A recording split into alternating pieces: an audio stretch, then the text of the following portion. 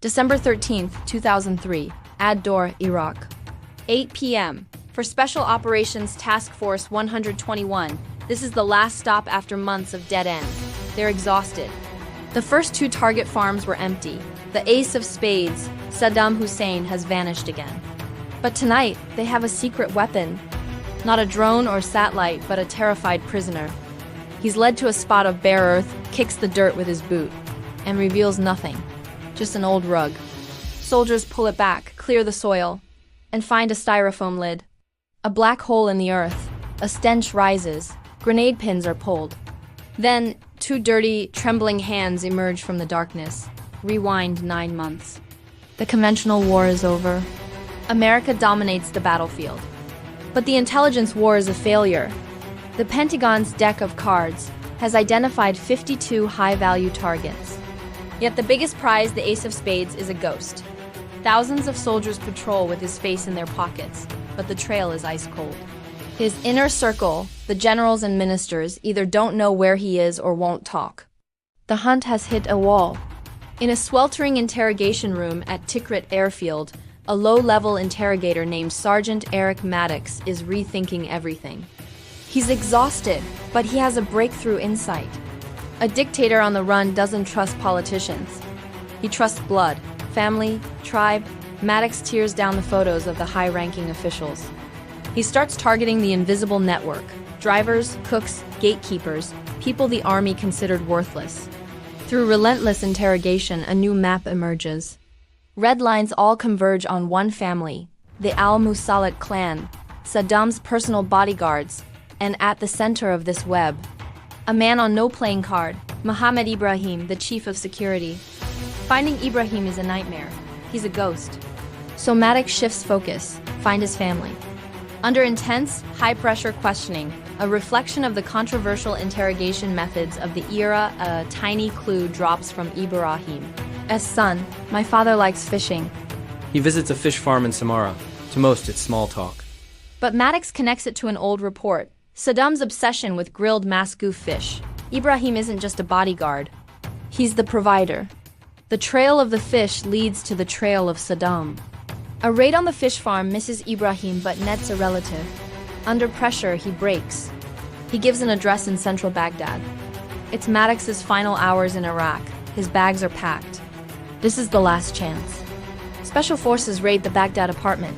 Several men are caught, but Ibrahim isn't visibly among them. In a final, desperate interrogation, one detainee cracks. Ibrahim was here. He's among the prisoners right now.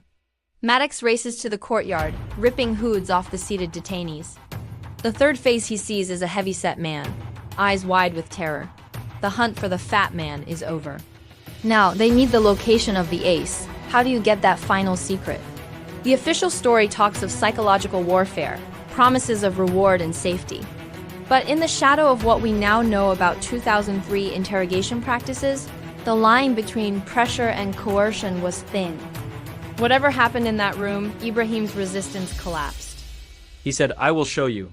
The destination, a farm in Ad-Dor. This was Saddam's true hideout, a simple room in a hut." Not a rat, but a commander. He listened to the BBC, wrote poetry, and directed the early insurgency. The infamous spider hole was just his panic room, a coffin-sized bunker built by his loyal caretaker, Ala Namik. And here lies the fatal flaw: trust. Weeks earlier, during a visit, Ibrahim, Saddam's own security chief, had tricked the caretaker into revealing the hole's exact location. That secret, sold in an interrogation room, led the convoy to Ad-Dor. Now, with the farm surrounded and the search failing, the commander plays his ace. Ibrahim is brought out. He walks directly to the unmarked spot and kicks the dirt. The lid is exposed. A voice shouts from the darkness, "Don't shoot." Two hands rise. They pull out a ragged, bearded man. He dusts himself off and says, "I am Saddam Hussein." "And I am willing to negotiate," the reply. President Bush sends his regards. The physical hunt was over, but the narrative war began. To break his myth, PSYOPs released humiliating footage, medical exams, lice checks. The message: he was human and he was finished.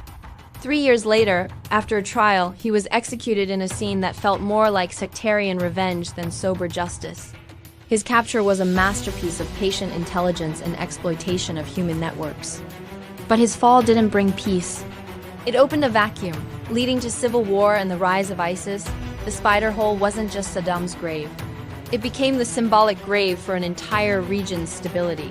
So what do you think? Was Saddam's fate the inevitable result of his own tyranny and the relentless pursuit of justice?